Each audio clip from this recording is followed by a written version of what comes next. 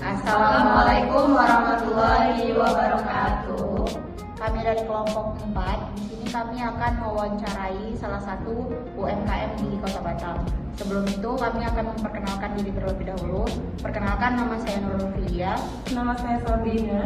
Nama saya Dia Nurutri. Nama saya Sylvia Putri. Nama saya Zuri Amanda. Nama saya Nabila Sabrina. Baik, kita langsung aja ke wawancaranya. Baik, di sini kami udah bersama owner Tofutan. Mungkin bisa perkenalan diri dulu, Kak.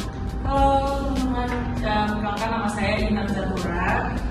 Saya owner Tofutan.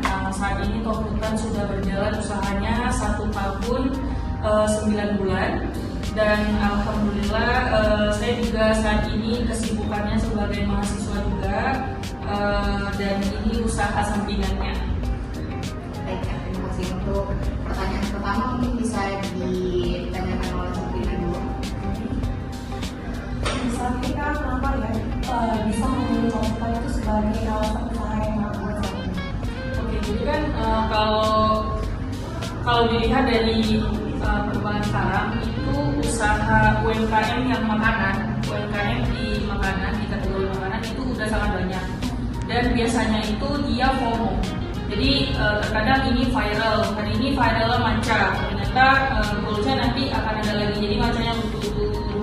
Itu juga kalau misalkan usaha makanan, kenapa kalian pilihnya Tofutan? Karena tahu itu kan makanan tradisional ya, dan tahu itu nggak akan ada matinya. Dan kenapa dikombinasiin dengan bakso? Jadi Tofutan ini dia tahu isi, tapi isinya isi bakso. Dan kaitan di sini juga kombinasiin kondimen Tofutan ini itu pakai topping. Jadi topping-topping yang kekinian seperti keju, sosis, cabai, terus ada jamur. Itu semuanya kakak pilih sesuai tren anak-anak sekarang.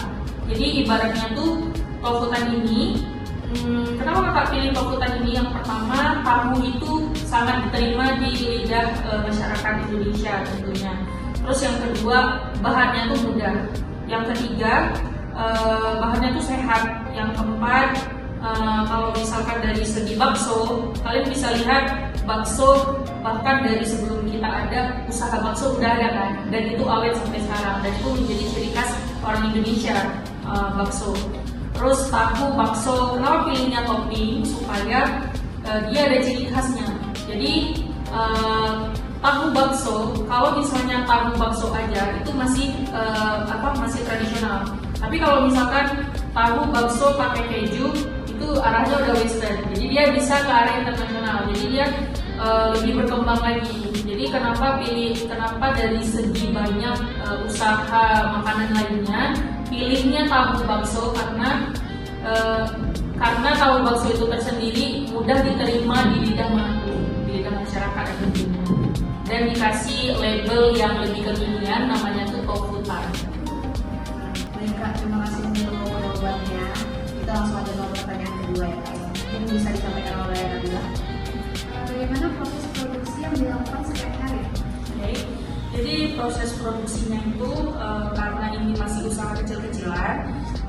Kalau misalnya untuk produksi besar, contoh nih di sini kan kakak tuh selalu buat 200 piece. Jadi 200 piece itu kaitan buatnya itu di hari Minggu aja.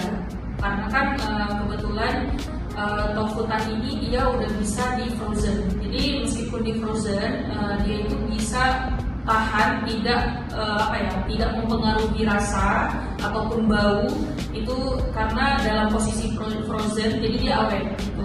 Jadi kita tuh setiap hari Minggu itu karena ada kesibukan lainnya, jadi ini tetap running production gitu, tapi dia diproduksinya itu 200 dalam satu hari, 200 piece dalam 1 minggu.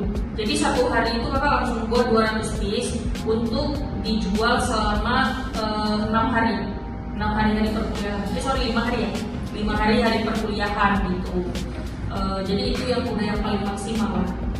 Kecuali kalau misalnya nih ada open order, kita selain nitip di kampus, Kaitan juga buat open order. Jadi kalau misalnya ada teman-teman yang order, Kaitan akan buat ya tinggal packing aja gitu, karena yang lainnya semuanya udah sesuai varian gitu. Baik Kak, kita langsung ke pertanyaan ketiga ya. Mungkin akan disampaikan oleh Safi. Apa tantangan terbesar yang pernah kakak alami dalam menjalani usaha? Tantangan terbesar itu pertama kali waktu dapat orderan dari perusahaan. Jadi alhamdulillah karena lingkungan Kaitan juga luas, relasinya luas gitu. Jadi pernah dipesan sama salah satu perusahaan dan itu dalam jumlah banyak, dan Kaitan saat itu terkendala di bungkusan.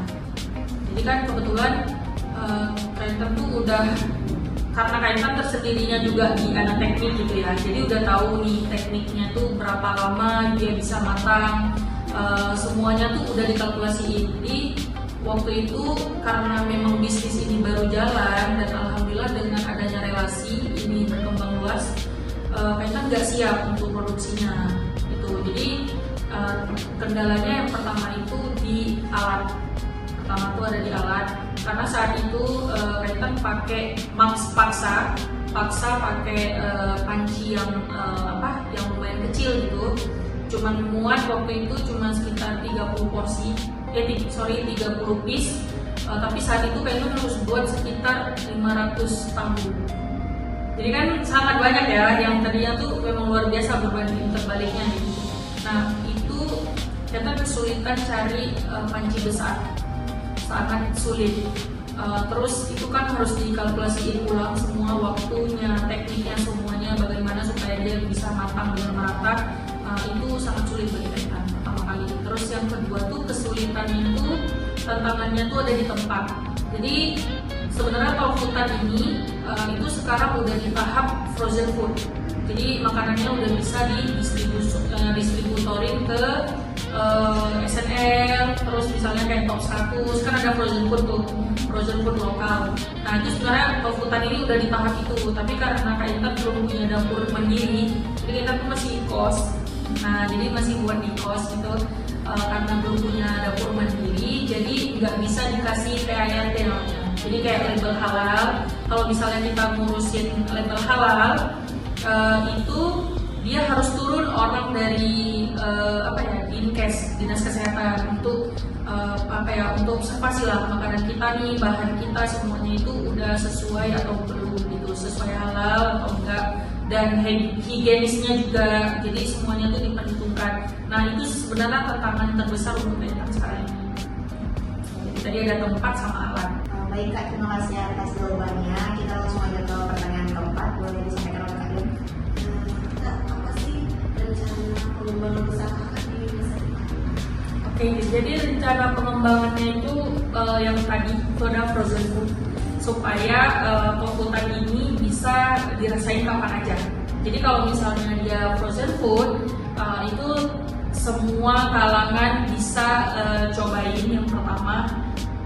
Terus satu lagi tadi inovasi ke depan kan, salah satunya tuh ya frozen food. Terus yang kedua tuh Kaitan kepengen kayakan rasa lagi. Jadi yang teman-teman lihat sekarang ini, Tokutan itu ini yang punya standarnya. Jadi Tokutan itu dia ada varian so sweet satu lagi.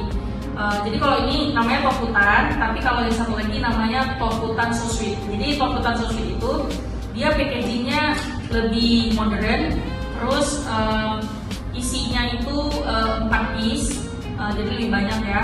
Sama varian sausnya ada 2. Jadi ada varian cabenya tetap ada, saus cabenya, terus ada keju.